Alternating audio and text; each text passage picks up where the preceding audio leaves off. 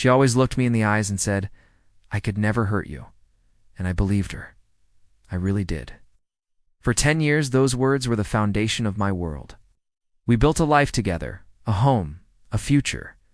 We had our routines, our inside jokes, the kind of comfortable silence that only comes with deep familiarity.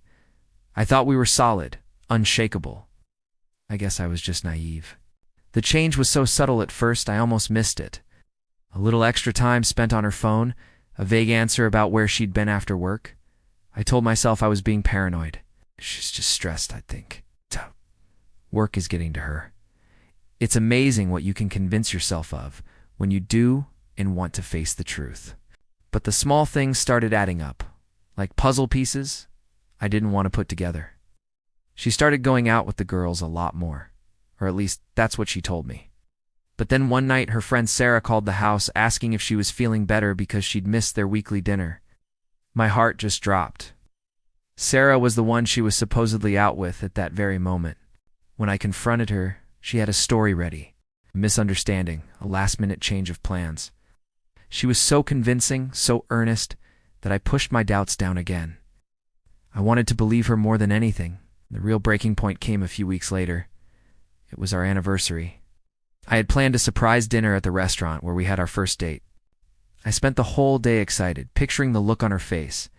I called her that afternoon just to hear her voice. She said she was stuck in a late meeting and might not be home until late, telling me not to wait up. Disappointment hit me hard, but I tried to be understanding. Work is work, I told myself. I decided to bring the celebration to her. I packed up a small picnic with her favorite wine and some dessert, thinking I could surprise her at her office. I figured we could have a mini anniversary celebration right there. When I got to her office building, the parking lot was nearly empty.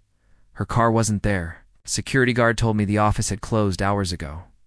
That's when the cold dread really set in. My mind was racing.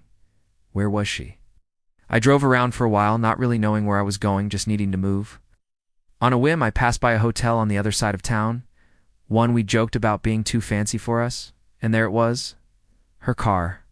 Parked right out front. Felt like I couldn't breathe. I sat in my car for what felt like an eternity, just staring. Part of me wanted to drive away to pretend I never saw it, but I couldn't. I had to know. I walked into the lobby, my hands shaking. I described her to the person at the front desk, saying I was supposed to be meeting my wife.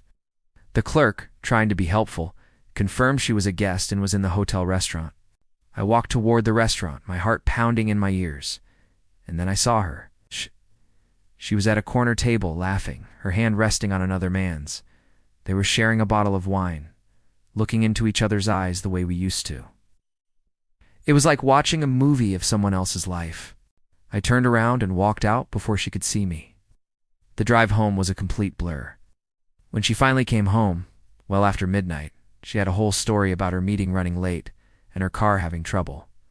I just looked at her. All the trust, all the love I had felt, it just evaporated in that instant. All that was left was the echo of her words.